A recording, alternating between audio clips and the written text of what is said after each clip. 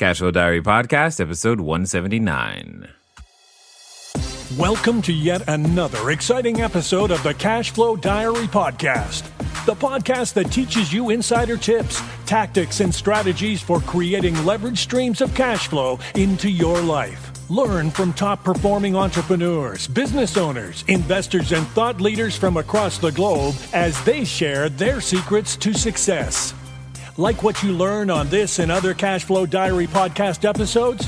Go to learninvestingnow.com and sign up to receive powerful tips and information that will help you succeed as an entrepreneur and investor. Now, here's your host, investor, entrepreneur, business owner, educator, speaker, author, and master facilitator of Robert Kiyosaki's cash flow game, Jay Massey. All right, and welcome to another episode of the Cashflow Diary Podcast. I'm your host, Jay Massey, and I am so glad that you are here today because we are going to talk about that cash flow, right? And I'm sure you're surprised, right? But not really. Here's what we're really going to talk about. We're going to talk about it in a different way that a number of you have asked us. You ask me these questions all the time, and that, you know what? I don't know everything, and I'm so glad to say that. That means we can find and track down and get introduced to all the people who do know the things that you guys want to know. Most specifically, what happens when your investor identity, and we've talked about investor identity in many different ways. You can slice and dice the real estate pie so long as you are serving the specific real estate market you think you know how to serve best. You know how to serve that customer. That's where you're going to do well. Many of you know that we like the cell phone towers, apartment buildings, etc. But many of you have also asked, hey, Jay, what about assisted living facilities? What about the elderly? How on earth can we help in that particular area with our real estate? And I've had to say repeatedly, you know what? I just don't know. I have no idea. I know that it sounds like a great idea. I know it's probably the only way to cash flow property, especially in California. And now we're going to have an opportunity to talk to an individual who's been doing it for a long time. Not only has today's guest been doing assisted living facilities, but this is something you need to understand. He's been an investor for 30 years, 4 books, 2 radio shows, and over that 30-year career, let's just say he's refined it down and he believes he has found the number one best way to create cash flow, and he has settled on just assisted living facilities, residential assisted living facilities, to be very, very specific. Now, today's guest is none other than Gene Guarino. And what I want you to think about is he has a marketplace all to himself, so to speak, of about 77 million baby boomers. And today, he's going to share with you how you and he together can now go serve a whole bunch of people. So help me welcome Gene. Gene, you there? I am, Jay. That was an awesome introduction. Thank you. Thank you. You're welcome, and I'm glad that you are here. Now, most of the people who have been listening for a while, they know the first question I'm going to ask you because I ask nearly everybody the same thing.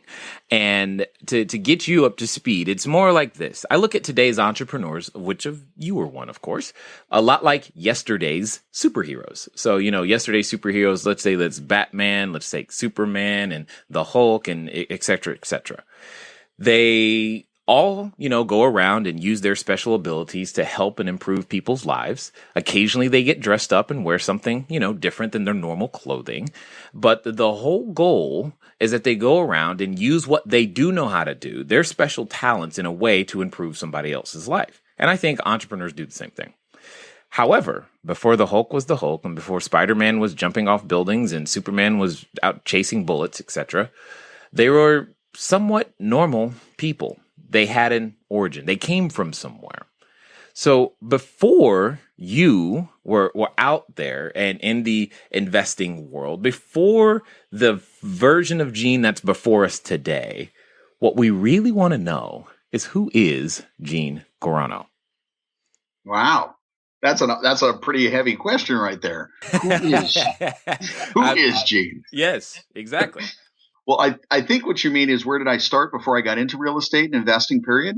No, I actually mean who, because No. I strongly believe, and there have been so many clues many times when someone has said, yeah, I grew up on a farm, XYZ, this, that, and the other, and this is what I did, and then this is how I got into investing. All those types of things have played in and made many, many clues for a number of our listeners to figure out how they might be able to actually make those switches and there's changes, because I think there's a lot of clues in our past that Wow. indicate what we do now in our future. Well, that was unexpected, Jay. So I like it. Here we go. So number one, and I know this sounds odd because it's not business or real estate, but I'm a child of God, and that's a number one. Beyond that, from a human on this earth perspective, I'm an entrepreneur, a business person. I see opportunity and I see a way to help people fill that void and make a profit from it and help a lot of people along the way. So getting back to the very first real estate project, I was 18. I was a musician. I had a music school and a recording studio.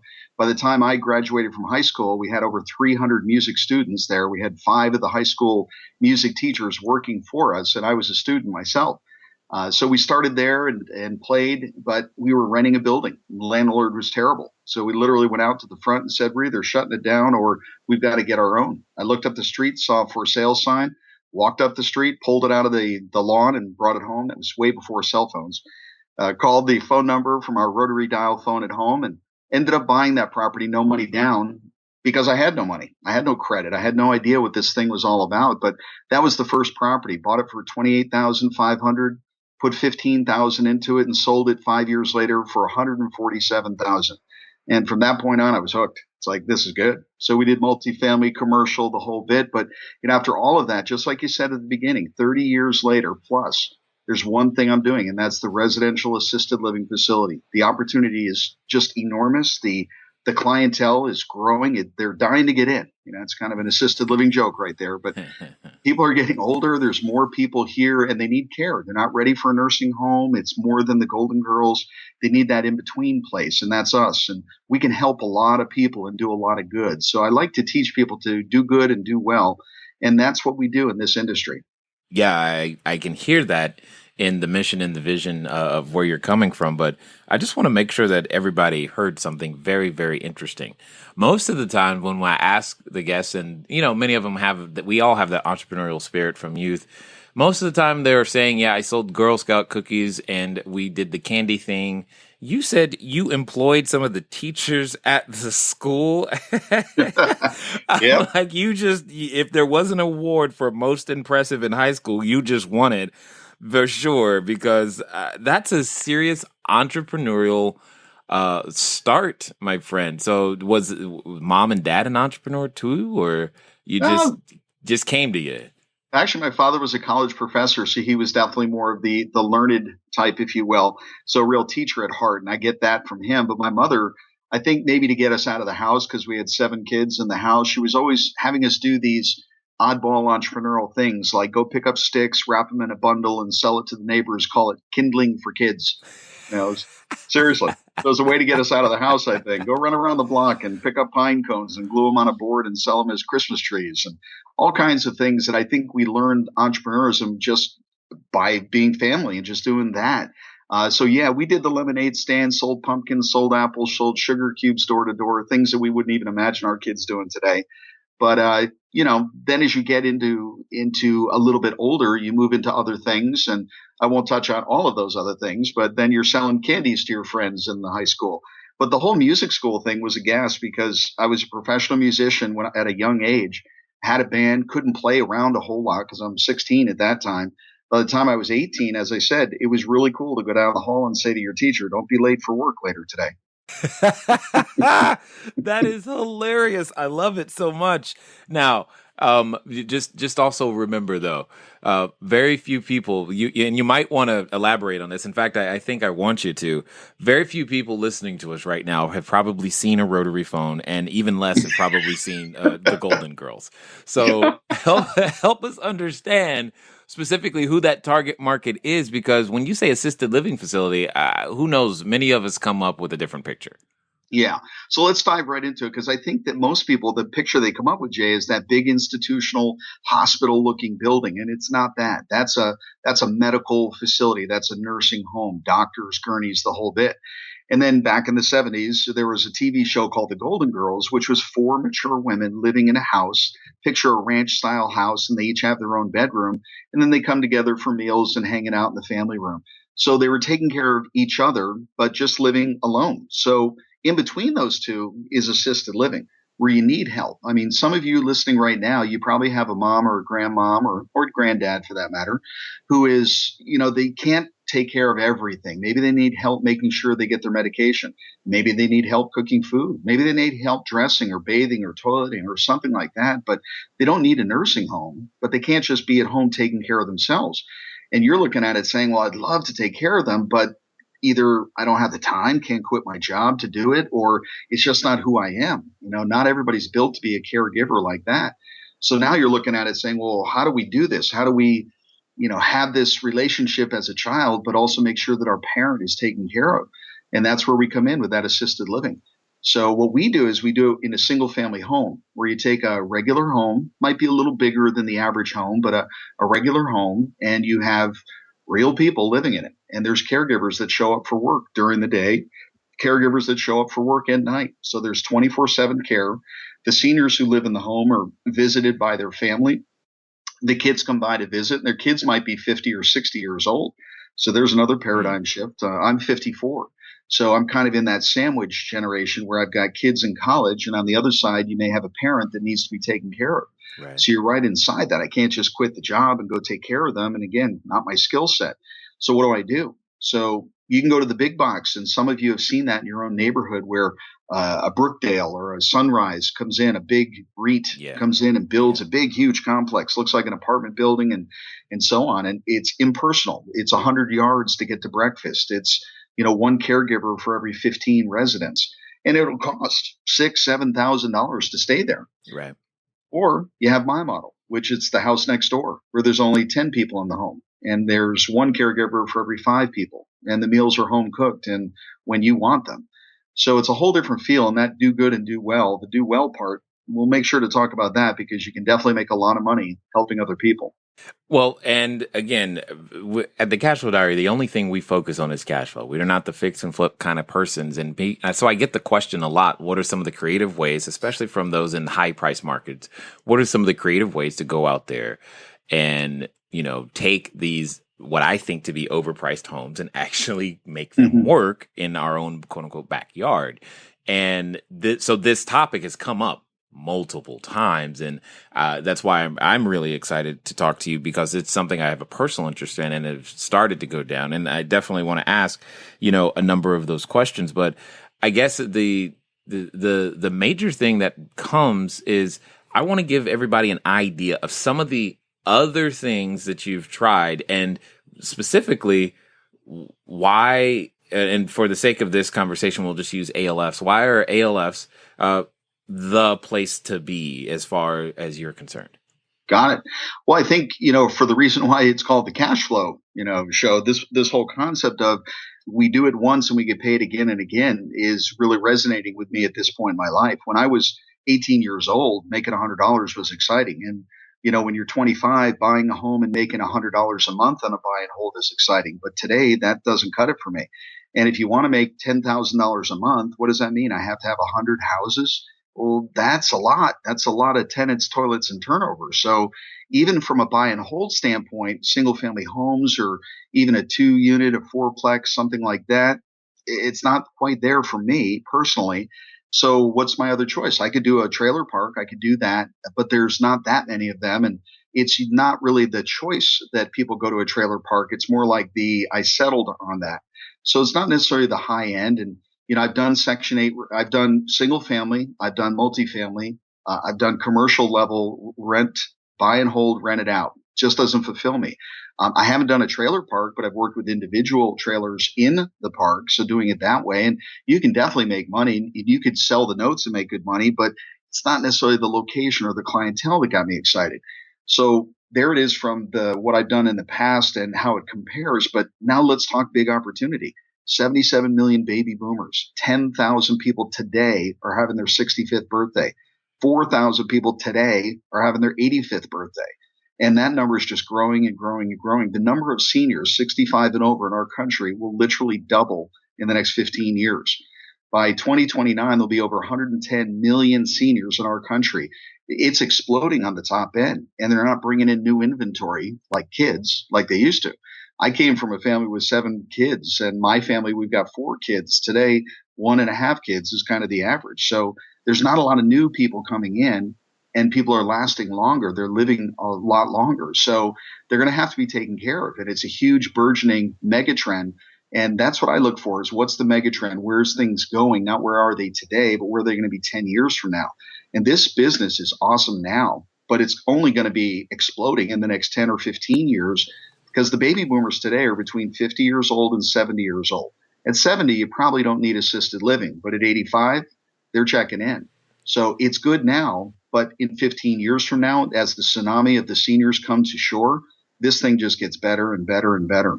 Well, and I'm guessing that at some point you don't have to worry about the late night wild parties.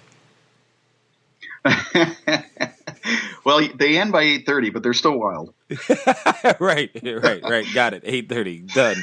Excellent. So here's some of the things that I know for myself personally, because I looked into this because I was trying to figure out how can I make Southern California single family real estate work. So before we start talking about some numbers, give us an idea in your mind from your experience. One, how many of these, units have you done or homes have done in this fashion? And more importantly than that, if I'm driving down the street, what's the typical, character or makeup of either that neighborhood and or house that says, yeah, that this is a good possibility? Got it. And I'm also going to add to that, what do most other people do? What's your competition, quote unquote, look like? So For myself, I heard about this whole thing, Jay, about 10 years ago. And 10 years ago, that's when I heard about it and I wanted to learn more and there was no place for me to go. The person who I heard it from wasn't willing or able or capable of sharing it with me. Here's what to do. So it's like, okay, it's there. I know it's good, but I want to learn more. So as I went on over the course of years, my mother, I needed it for her, couldn't find what I was looking for, came back to the forefront. It's like, I really need to do this. So I learned what I could. And then I did my first one 3 years ago. And then the first one led to the second, led to the third. And that's where I'm at today. I've got 3 in Arizona licensed for 10. So 30 beds. Now, if one home can produce $10, $15, $20,000 net per month, you don't need a whole lot of these things to live happily ever after. I'm not in this business to have 100 of these around the country. I'm just at 54, you kind of lose let me build the big, huge something or other to pass on to somebody or other. I live very comfortably and I don't need to spend 80 hours a week doing it. The home itself, I might visit it once a week and I might spend 5 to 10 hours a week, maybe on paperwork and business related things to it. So 3 is the short answer. The next thing is, what are you looking for? Well, actually, I wanted to answer this one first. What most people do in this industry, it's a mom and pop industry. So they have a house, they live in it, their kids move out. They look around and say, I've got 4 empty bedrooms. What am I going to do? And they say, well, why don't I just move some seniors in? I'll make some extra food, do some extra laundry. I'm just going to do a care home. And in California, as you mentioned, RCFE is what they call it, residential care for the elderly. The other words are board and care. But a lot of people in California specifically will stop at 6. Why? Because if you have more than 6, you have to have a sprinkler system, fire suppression in your house. So they go, I can't do that. That'd be too expensive to spend $15,000 on a fire suppression system. Well, stop. Let's say you're charging $5,000 per person and you can have 4 more people in your home if you had a fire suppression system. So you can make $20,000 a month more by paying $20,000 once on that fire suppression system. To me, as a business owner, that's a no-brainer. You pay it once, you make it every month for the rest of your life. It's a no-brainer.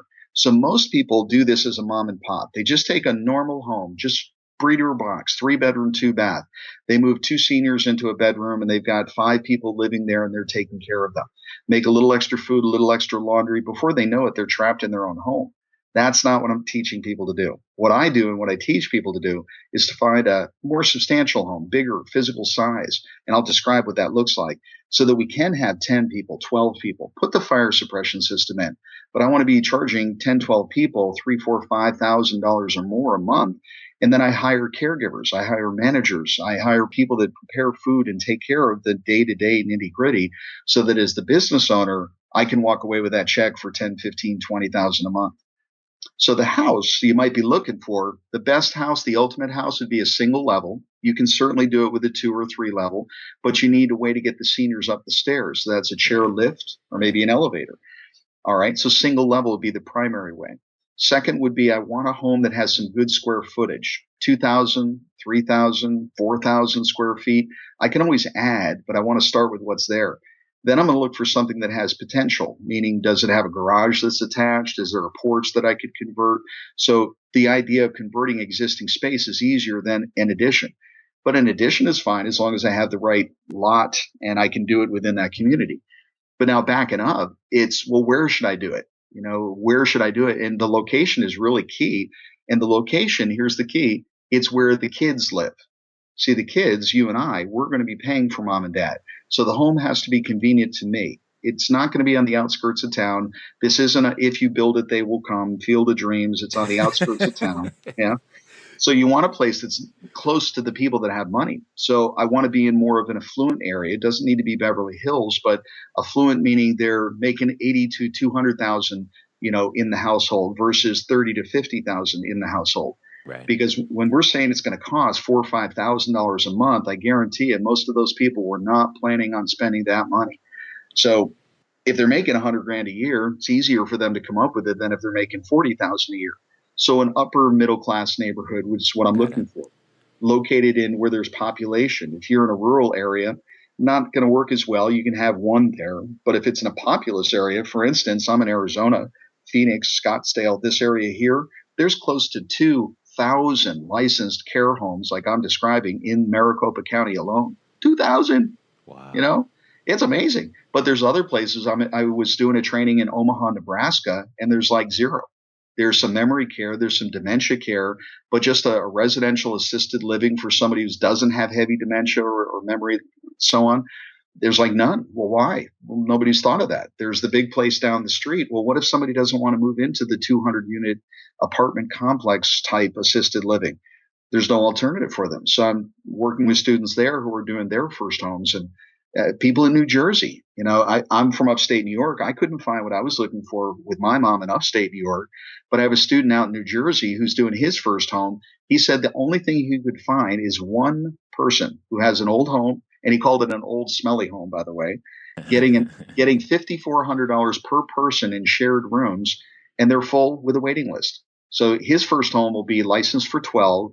He'll average $6,400 per person. And it'll be a much nicer place, a much nicer home.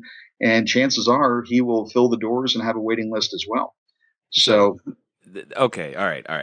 I mean, my brain is firing on 12 cylinders right now, and anyone who knows me knows that's exactly what's going on, because they are. I'm sure somebody right now is running to go grab their pen because they're like, Jay is going to start asking him some questions, and they are absolutely right, because there's so many things that are going through my head. When I was trying to figure this whole thing out, and you hit on it, you said it at the beginning. You said licensed for 10. It was that's exactly where I got stopped. I was like, this whole licensing thing, and trying to just demystify that process or piece in and of itself was like, because it made it seem like, and this is probably why you're the expert here and I'm not, is I'm going, I got to become a nurse or something. I missed it, and I'm like, I'm not doing that.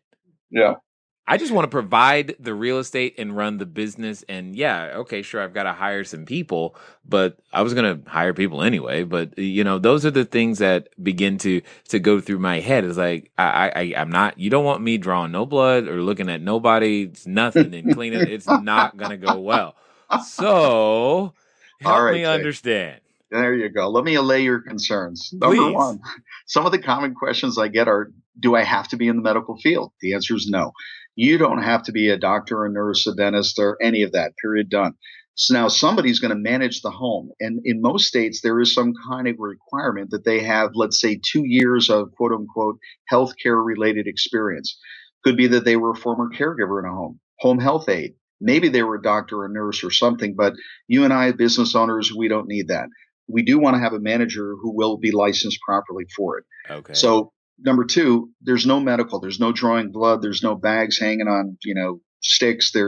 We don't do anything medical in the home. It's just like grandma living in the home, cooking food and so on.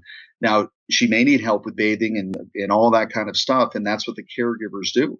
If she needs a lot more help after that, you can even have hospice come and visit mom in the home. See, in hospice, a lot of people I know from myself, my only experience was my father. We had a 2-level house and he was living downstairs with my mother. And when it came towards the end, the hospice came in and it was like a vigil. It's like light the candles. This is the end.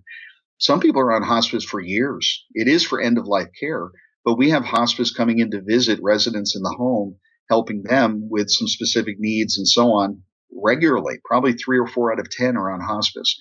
So anyway, not medical. Another, concern that people have is, well, what about the liability? I'm just going to jump into that because I know some people are thinking that.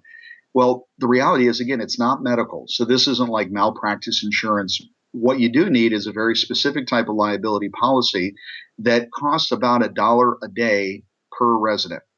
So if you got 10 residents, $10 a day, $300 a month, that's about what it costs. Might be a little less, a little more depending on, but that's about it. So for $300 a month, your liability insurance for this specific business is taken care of.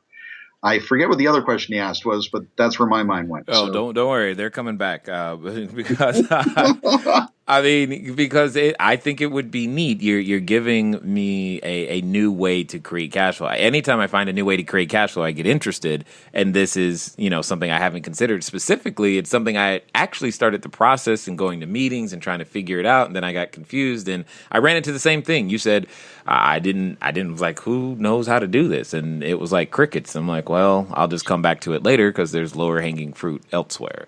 Gotcha. And licensing. That's what you asked about. Yeah, it was all about the licensing. That's what stopped me. All right. Gotcha. So here's the thing. That's actually a good thing because it's going to keep a lot of people out of this industry. And that's good for us that are willing to do a little bit of extra work. Right. So here's the deal. When it comes to licensing, if you show me the rules, I am really good at following rules. And with governments, problem is sometimes they change the rules. Sometimes they don't even know their own rules. But every state has a set of rules, and there's paperwork you have to fill in. The license, quote unquote, is basically for a couple of reasons and a couple of steps. The reasons are they want to make sure the people living in the home are safe, well taken care of.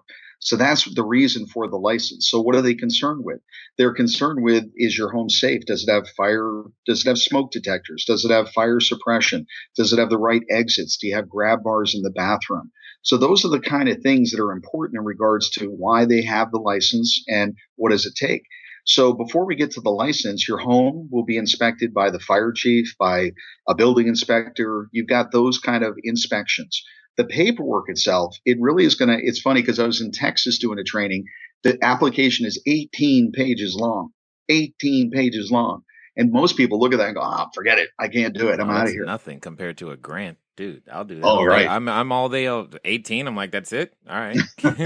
But the thing is, on the 18 pages, there's only 11 questions. Some of them are 3 pages of fill in all the owners. Well, what if you're the only owner? That took up, a quarter of 1 page, name, address, phone number. So it gets daunting to the person who doesn't know what they're looking at. They say 18 pages, I can't do it. There's 11 questions. Who are you? Where's the house? What are you going to be doing?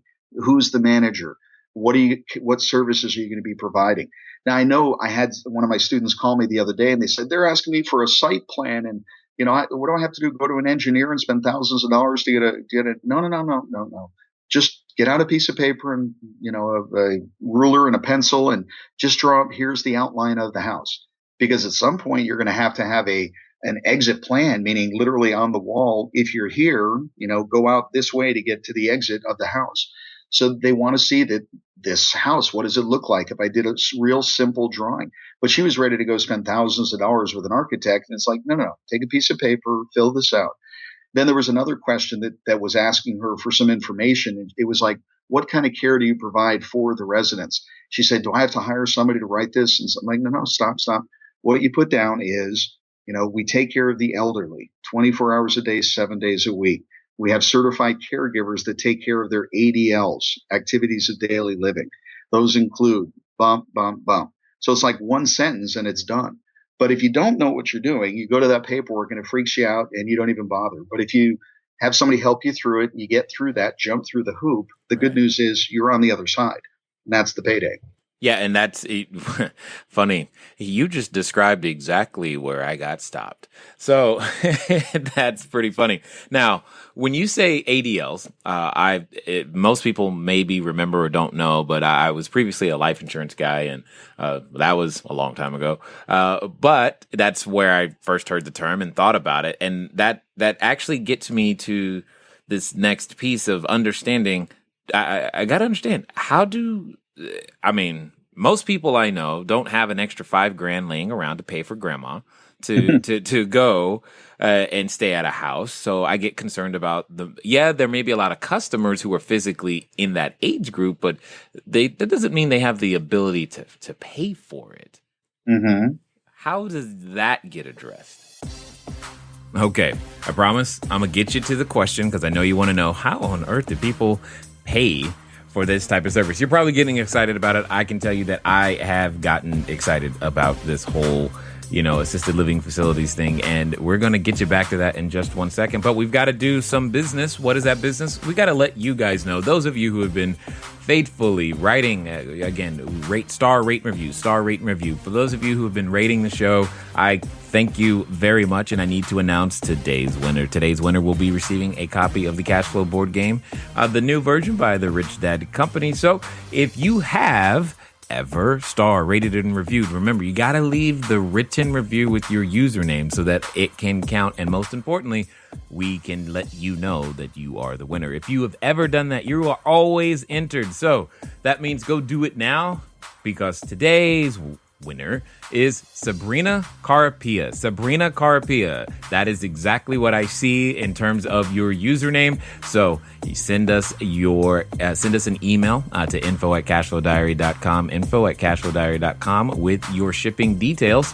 That's name, address, phone number, and we'll be able to go ahead and get the game out to you. I'm glad that you guys take the time to listen and you keep investing each and every episode. Here's a question. If there was a guest you could choose, who would you want us to try and go get?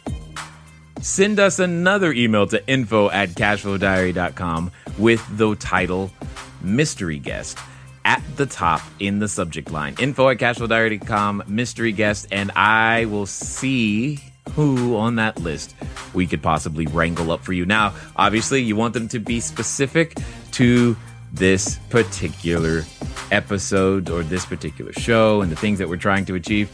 I'm looking to see who you guys want to hear from. So now, with that being said, let's see if Gene can show you how to find the money. Got it. Well, let me give you the three scenarios. One is they have a long-term care insurance policy. Maybe 10% of our population has it. What that is a policy that people have been paying $5,000 a year for the last 10, 20 years, maybe 30 years, and that policy gives them a benefit. The benefit is $100 to $250 a day for up to 2 years, maybe 3, maybe 5, maybe a lifetime. But most people don't have that insurance because most people, especially when they're 30 years old, aren't real keen on spending $5,000 a year for when they get old, somebody's going to take care of them. So right. 10% of the people. Now, when you, as an owner of a care home, when you have somebody who has a long-term care policy, that's a beautiful thing because more than likely paying for it is done. I mean, they're going to be paid for. And I may be charging $4,000 for the room, but the long-term care policy allows me to charge up to $6,000. And if you don't use it, you lose it. So I'll bill for the full $6,000 and get $6,000 for my $4,000 room. It's a beautiful thing. So that's one end. The other end is somebody who is broke. They have no money. They've gone to the state and say, look, I'm old. I can't take care of myself. I need help. So there's programs. The Fed gives money to the state through Medicaid, Medicare. The state has their own programs and they dish that out with their own criteria to people who need it. So in this case, some states like California has a program where they will give about $1,000 a month to a senior towards their long-term care. In Arizona, they'll give about $1,700 a month. Colorado, they'll give up to $2,200 a month. Now, if all I accepted was that subsidized, rates from those, I couldn't make good money doing it. So that person who's only got the subsidy, they don't have any more money or assets and so on. They're getting, $1,700 a month from the government. They can only afford to be in a home that is going to be in a lesser area with lesser quality care, lesser food, tighter rooms, not so nice. So that's not my focus, and VA falls into the same category there. My focus is the people in between, where it's private pay. So this is where the kids are going to pay for mom and dad, or mom owns a house and now they liquidate the house and they have those assets, or there's a IRA or retirement account or cash in the bank and so on. So usually what really typically happens here, Jay, is that the adult gets older, and at some point, one of the kids steps up and says, well, I'll help you with the finances. I'll be the power of attorney. They sign it over to the child, and that child might be 60 years old, and they're the one that's, quote unquote, good with numbers in the family. And they now say, how do we take care of mom and dad? And they go through the gauntlet of what I just described. Well, we've got X number of dollars. We can't get the free subsidy. We don't have a long-term care policy. So we have $400,000 here in her estate. And what do we do? So they kind of figure it out. Okay, I think she's going to live for 3 years. And then they back it out and they say, okay, so we can afford X number of dollars a month. And now they go out and see what's out there. So we're one of the choices. The big boxes are one of the choices. And that's the group that I focus on, because that's the lucrative group. You can make a lot more money there. The insurance, long-term care, all day long, love to see it, but there's not that many people with it. The subsidized, it's very similar to Section 8. You're going to get the rent. The people are very nice people. It's just not necessarily the location that I want to deal with, or I can't make the money in that regard. In this case, private pay is really the sweet spot. Got it. So for those of you who have been following for a while, you know that we always talk about your Walmart targeted Nordstrom properties, Walmart targeted Nordstrom expectations for the customers. And I think we just heard that defined here for all of us. And you can hear how that part of the investor identity still plays. Here's an interesting question. Is it possible? Because I've looked at a number of gas stations before in the past, and I know that there are times where you can buy the business separate from the real estate. Does that same opportunity exist in ALFs? Oh yeah, absolutely. Just today, before I was hustling back to make sure I was here at the computer to do this interview right here, I was doing a site selection tour with some of my students here in Arizona, and we're out looking at property. And basically, they're saying, "Well, we want to own the real estate, but we don't want to necessarily operate the business."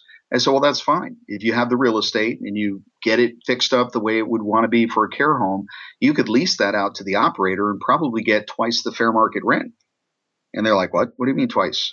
Well, if this house that you're looking at would normally rent for $3,000, you could rent it to the operator of the business for $6,000, and they'd be happy to pay it. They'll give you a long-term lease, 5 years with 2 5-year renewals, long-term, low-impact tenant. The seniors aren't tearing up the home.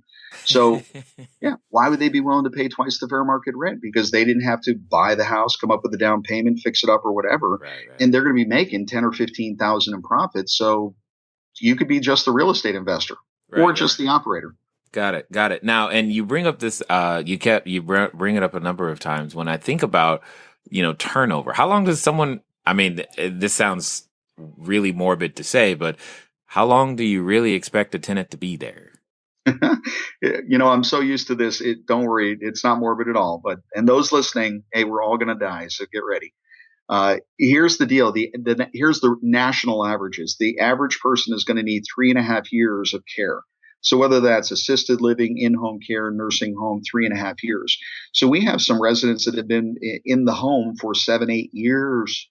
Others that have been there. Well, sometimes people move in and within a month they're gone. And they didn't move to another home. They moved on to their final home. So I think, it could be a year. That may be the average, but they're typically not, they're coming to this towards the end. They're not 65, they're 85. And if you get to 86, that's good. If you get to 96, hey, I'm happy. So my goal is to keep them there as long as possible.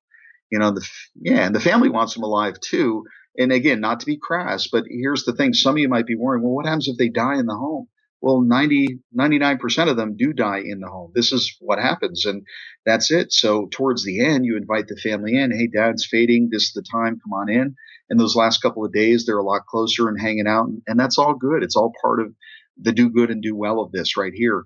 But when dad does pass, when mom does pass, it's a relief. They know that she's in a better place, but also it's not costing them $5,000 a month to take care of mom anymore. I know that's crass. No. I don't consider. I've owned enough units now to where the idea of people passing, I've actually had to deal with it on both ends. I've had an older person move out just before they passed, and I've had a baby pass away and during the night. Wow. And those were. It's the same. Yeah, I don't exactly enjoy that part of when you get that phone call. But this now you're taking it on as an occupational hazard, so to speak. This is something that this is what's going to happen inside the business. Now, I guess the question becomes if if I'm looking at everything across the board, that I know for me, the thing that comes up is I would rather hire somebody to run the caregiving part. I do want to operate and own and operate that business. And I guess that's what you meant when you say you're licensed for 10. You're licensed for 10 houses, or is that 10 beds? And 10 beds. 10 beds. Oh, okay. Got it. So every house, then if I had a house I have to get a license for each house? Yeah. Each house has its own separate license. And you need a manager and you need caregivers, but each house has a license. Got it. So the idea of actually delivering the service doesn't have to be me. In fact, probably in my case, I don't want it to be me. No, it shouldn't be you. And so now how does this manager, is this where the nursing people come in? Is that what I missed? Or is that still a business person? You don't, first of all, you don't have to have a nurse. I happen to have a nurse as a manager because that's a good thing. When you compare one home to another and you come to my home and we have a nurse on staff, right? The manager is a nurse. That's a really good thing, but you don't have to have that. So you never have to have a nurse. You have to have a nurse on call, which means you could dial 911 and we all have doctors and nurses on call. But my manager happens to be a nurse, but it's not required. You keep talking and I might end up doing this. I mean, it was something I was interested in anyway, but I couldn't. You're breaking down the barriers and the walls, which I guess begs the question, why would someone not do this? Why have people looked at this and said no, other than it was just the paperwork was too confusing? That's a great question. And I think, again, I love to teach people, but I also I'm at the point in life where I'm not going to do it for somebody. Because if somebody's not willing to invest the time, the money, the effort, doesn't have any value to them. I am there to encourage. I'm there to kick them in the pants. I'm there to answer the questions, but I'm not going to do it for them. So I think what holds people back is simply fear. It's the fear of the unknown, or I've not done this before. Or a lot of guys can relate to this, or women can. Sometimes we're just afraid to ask the question. Like right now, you're asking me questions and we could go for hours and we can do more interviews later if you'd like. But the point is, if you're not willing to ask the question, you'll never get the answer. But if you're willing to ask the question, you can get the answer to anything. So by asking and getting the question, you can get through any problem. So the gauntlets that people face are, well, I don't have good credit. I can't buy the property. Okay, rent one. Oh, well, the landlord, blah, blah, blah. You can come up with all the excuses you want to hold you back, but you need to just decide, how can I make it work? And when you ask yourself the right question, your mind is magical. It will come up with the answer. You will get through that. And, when you say, why wouldn't somebody get involved? Here's the way I look at it, Jay. Everybody's going to be involved in this. You're either going to own the business or you're going to be writing a check and sleeping in the bed for my business. So I need residents. So I don't need everybody to do this. I'm more than willing to accept you all as residents. I got a place for you. Yeah. I won't leave the light on, but I've got a place for you. Well, the interesting thing is, so I'm taking the economics of what you're telling me, and I'm juxtaposing that against a lot of the real estate. So, for example, just as a way of acquiring, let me posit for those of you who might be thinking, I don't have the credit for it. Squash the credit. A simple lease, master lease agreement for this particular building, or just a standard lease agreement for the house. It could be enough to get you in the game, because you need control over the real estate more than you need to necessarily own the real estate. That's really what Bingo. I'm hearing. Bingo. Yeah. Yeah, and once you've gained that, you're good. I mean, this could even work for the quote unquote upside down negative equity house if you can Uh-huh. be simply because the cash flow is from what I'm hearing is insane. Okay, so we've talked a lot about top line, but what's typical operating expense ratios on something like this? Are we talking 40%, 30%, 80% of revenue? Yeah, I would say 30% is kind of a good benchmark. So gross revenue, let's say a 50, 30% coming to the bottom line, 15. It could be 20, it could be 40, but if I said 30, I think that's a good reasonable number for a well-operated home. Got it. So if I wanted to, could I increase could I increase the number of services that we provide? So say competitive advantage, house to house, they're in the same neighborhood next door. What do I do to make sure that mine wins? Yeah, gotcha. If it truly is in the same neighborhood next door, then it's really about the amenities within that home.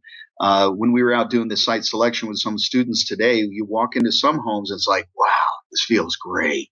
Well, that's something you can't buy. It either has it or it doesn't. You walk into other homes and it's like, okay, there's a wall in front of you with a mirror and a picture, but you walk into some and you just get that feel.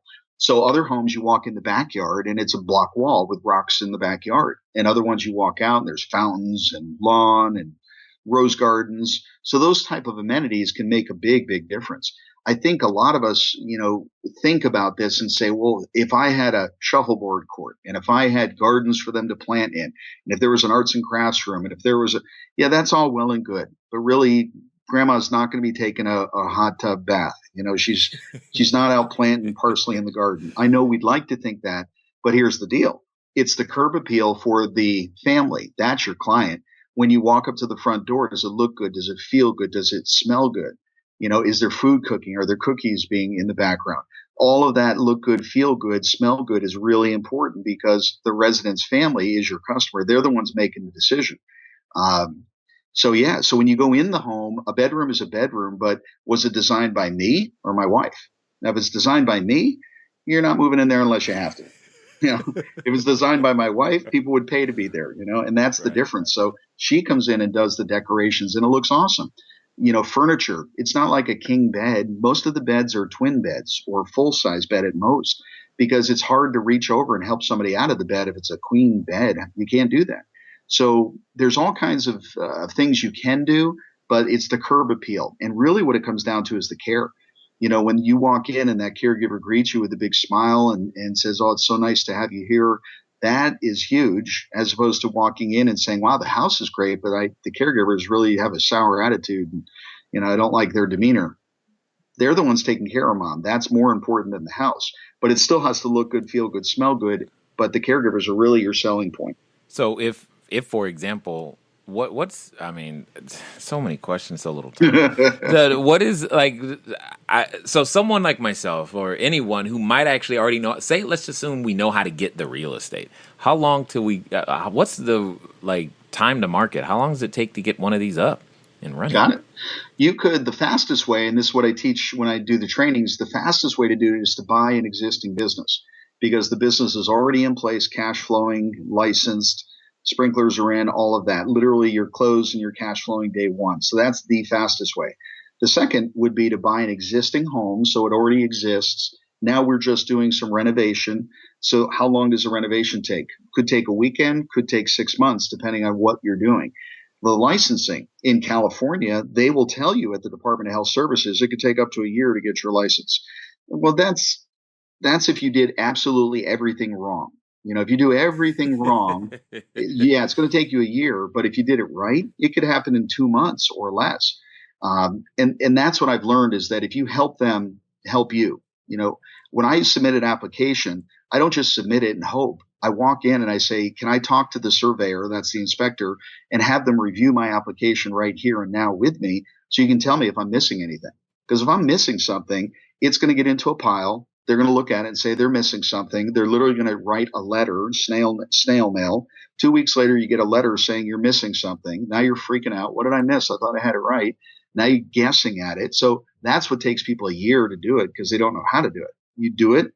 And that's what I teach people how to do. You do it right. You do it right the first time. You go there, have them review it. If you're missing something, fix it. So when you submit it, it's all right. And they know that they've already reviewed it. So now you kind of move to the top of the pile and life is easy. Then when it comes to the inspection, yep, you have to get in the queue for the inspection. But how do we get to the top of the queue? Well, again, if you've already talked to them a little bit and say, you've already reviewed this here. If you're in the area, can you stop by? You just make life easy. So you make yourself easy to deal with versus hard to deal with. And now that process of getting licensed is 2 months instead of 12. So 12 is outrageous. 2 is on the short side. It could be done in less than 2. It's really about availability of inspectors and timing of paper submissions. But let's say you get it under contract and you close 60 days later. Now we have to do whatever renovations. So if you've already had the plans and you pull permits and you're ready to rock on whatever you need to do for the renovation, let's say that takes a month or two. And now you do your inspections with the fire and so on. Now you submit your application. So it could be 6 months before you're ready to open the door. So during the 6 months, it's part of what I teach. You've got to be prepared for that. 6 months of no cash flow, 6 months of expenses going out, no income coming in. And then the moment you open the door, it's not like they just all of a sudden 10 people waddle in and sit down. Right. So if you've done the preparation work, if you've already made your contacts, like I'll go out and I'll network with the referral agents and the local referral sources to have them come in while we're even doing the renovation to say, what would you do? What do you think? How would you do it? Because then they get buy-in and it's like, it's my house, right? They get buy-in. Right. So now they're getting excited about that location. And now you have an open house and make it a party. We do shrimp and chocolate and wine and cheese, and all the referral agents come in and all the resources are there. So we've got 50 people touring the house. They love it. It looks good, smells good, feels good. So on our last one that we opened up, 4 days after the open house, we had our first resident. So if you do it properly, you can fill the house relatively quickly. Now it's a matter of filling it quickly is one thing, filling it quickly with the right residents who are paying the proper amounts. Because I can fill it at $3,000 a month, but I want to fill it for $5,000 per person a month. So at the beginning, you might accept people to fill the house to get the cash flow. And then later on, as those people move on, then you raise the rents to where they should be. So those are all the secrets of the industry. Well, that's not too different from what we do when I tend to buy a lot of vacant apartment buildings, and what you just described is a very similar process. So I was like, okay, I can live with that, and I understand where you're coming from. So before we get, because I want to tell everybody, because I know, so they're going to email me, and I don't want that to happen. I'm like, no, you need to talk to Gene. We're going to definitely let everybody know how they can go find out more and participate in some of the offerings that you have available. But I got to ask these two things, because this goes through my head all the time. There's got to be some geography play here in the sense of, I'm thinking, is Alaska not the place and Phoenix the place or California the place simply because of the weather? I mean, I'm thinking that's got to play into your business in some way, shape, or form. Well, interestingly enough, Alaska is one of the highest rates in the nation. So it's interesting. All right. When we're talking assisted living, they're not just, when somebody's thinking of retiring and saying, I'm going to move from Minnesota, they're like, I want to be warm. So I'm 55, 65. I'm going to move to Florida or Texas or Arizona. That's not our client yet. Right. So now they move down there. And then when it's time for them to need care, they're not going to move back to Minnesota. Maybe they would, but they're probably going to stay in Florida or Texas or Florida or Arizona. So yeah, there are more seniors in the southern warm states, but most people don't move south to retire. They stay where they're at, and they stay in that same house, that same neighborhood. Most people, years ago, the statistic was half the people never, moved more than 100 miles or visited more than 100 miles from their house, something crazy like that. Today, we're a lot more mobile, but if they were in Minnesota, they don't want to necessarily move. They're just going to stay in their house in Minnesota. So now it's time to retire. Now it's not time to let's go get warm. It's time to let's make sure we're close to the grandkids. So we're back to the family, the residents. So we have people that, it's rare the person that moves to Arizona to move into an assisted living facility, they're already here. So they might have moved here earlier, but they're already here. Short answer is you can do it anywhere. Yeah. Okay. And then, here's the quintessential California concern or problem or thing that I'm thinking about. A lot of the houses that, I've looked at in the past, for our own personal use for many different for many different reasons, they're, 5,000, 6,000, 7,000 square feet, what have you, really big houses. And of course, we have many plans for using it, but there's a lot of these that are there. And the thing that comes to my mind is, when I'm listening to you talk, I'm like, well, shoot, if I can, I could probably figure out a way to make one of those, $2.5 million monstrosities actually cash flow with this idea. Is that like, are you just like, Jay, that's way too out in left field? Come back to home base a little bit. No, you can definitely do it. The question is, and I get this all the time, especially from California, because the prices are so high. People saying, should I do it here, or should I come to Arizona, or should I go to, Colorado? And the answer is, why are you doing it? If you're doing it because you want to be hands off, it's just about the cash flow, then it's just follow the numbers. Where does it work best for the numbers? If you're saying, well, I'm in California, so I want this to be within an hour so I can drive there anytime if I want to, got it. You've limited yourself geographically to that 1 hour circle. Draw the circle and pick a place. But if that home costs $2 million in California and you can buy the same home for $600,000 in Arizona, and you're making more money if it's in Arizona, and your plan is not to be hands-on day to day, then maybe you should think about doing it someplace else other than Cali. And Cali is also, we know that we got the state tax. That's an issue. They're not all that business friendly unless you're the big business. And it's not going to get better. It's only going to get worse. And, $15 an hour, I don't know what people are thinking, but if the person who's making $8 an hour goes to 15, the person who is making 15 goes to 30. So if all the labor cost goes up, that just gets passed directly on to that individual who's consuming. So in this case, consuming means they're paying $5,000 a month to live in that bed.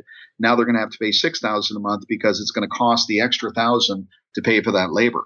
So it all gets trickled down. It's all passed to them. So, different straits, different things, but it's your goal. What do you really want to get out of this? Got it. And just so for everyone's clarification as well as mine, when you said beds, that could mean multiple people in the same room. Oh, yeah. 2 beds in a room, easy. Private, you get more for a private room. You get more for a bathroom. You get more for a private room with a bathroom. So it just goes in the house. You might have some people at 3,000 and some people at 8,000. Just depends on what amenities they have. Nice. Now, I know that a number of people have probably another 200 questions. We don't have time to get them all answered, but you ingeniously are filling a void in the marketplace, and I definitely want you to tell everybody about it, because I don't want someone who goes, yes, that's the customer I want to serve, but I don't know X, Y, and Z, and I don't want them to not get started and go out there in business. So before we end, could you do me a favor? Tell us how to find out more about what you got going on, your trading academy, so that more of us can go out there and become the entrepreneurs that I think we're destined to be. Absolutely. Thank you. So I'm going to give you the website, and I want you to write it down if you're probably ready for that. And I'm going to tell you what I can help you with. So the website is simply ALF, so assisted living facility, but ALF, trainingacademy.com. So alftrainingacademy.com. When you go there, there's about a 20-minute webinar on the front page. Feel free to watch. It'll walk you through numbers and really help you understand better what this is. I have a free report you can get. Go to the contact page and just put down your information. I'll send you that free report, and actually a number of different things that will be helpful for information. And if you're saying, I really want to learn how to do this, I have a home study course, which is kind of like getting a CD where you listen to it at home. It's a DVD, but I'm trying to make a comparison. The live class that I have, which is in Arizona, and the reason why I do it in Arizona is because you come to my homes where you get to learn the business from the inside out. You meet the caregivers, you meet the managers, you see the residents, you see the renovations, you really see it from the inside out, and that context to the information, the content is really how you learn. So I have a 3-day training, and you can learn more about that on the website, or send me information on the contact saying I want to learn about the 3-day training, and I'll tell you about that. But the difference, I always get the question, Jay, the home study versus the live training, alftrainingacademy.com. Sometimes people ask the difference between those two. And I say, well, it's the difference between the home study is like getting the CD of the band, enjoying it. And then the live training is like coming to the concert, backstage passes, eating the buffet with the band, asking any question you ever wanted to. So if you really want to learn how to do this, come on out to Arizona. The classes do fill quickly, and I only do it 6 times a year. And it's amazing how much interest is in this sector right now. I mean, this is the place to be. So come to alftrainingacademy.com, send you some information, and maybe we can talk together. Indeed, indeed. Well, you said it first. There's only 77 million people to serve. So, hey, that's all. Got to do something. So before we end, though, I've got to ask you this question. Let's pretend for a second that there's someone out there listening who is standing outside the superhero costume store thinking, you know what, I want to become one of those entrepreneur people. I want to pick out my cape, my mask, and go out there and make this thing happen. They think they have an idea that's worthwhile. But they're still feeling a little hesitation, a little trepidation. There's still that, I don't know, that was an 18-page application. Mm-hmm. What would you say to that person right now? A couple of things. One is, you can't know everything. Jay, you and I are a lot alike. We're always asking questions. I want to learn from somebody else. And the person who shared this with me was 30 years younger than me. So he's teaching me. It's not an age thing. They know something that I need to know. So ask questions. 2, don't think small. Too many people think small. I'm going to get a little $50,000 fixer-upper in the middle of no place because why? If you're going to do one deal that you're set for life with. I learned that from one of my mentors. And the third thing is get a mentor, somebody who's doing what you want to be doing, and hang with them, whatever that means, whether it's take them to lunch or come to their training or whatever. But if you really want to do something, focus on what you want to do, because we get what we focus on in life. If you ask yourself the wrong questions, why am I always late? Why am I fat? Why am I this? Why am I that?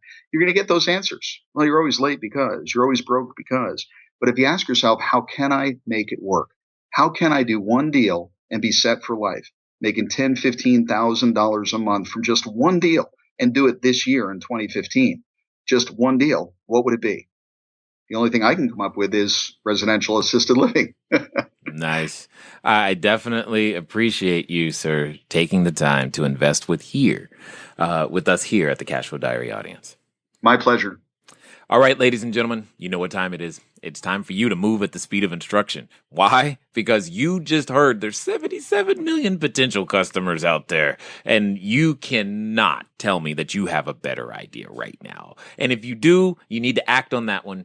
In addition to this one, right now, what you need to do, though, is probably get over to alftrainingacademy.com, hit the contact page, get the free report, watch the video. Most importantly, take one measurable action step towards this goal. You know you were excited because you heard me be excited about this. Make something happen today. I look forward to talking to you guys soon. Until next time.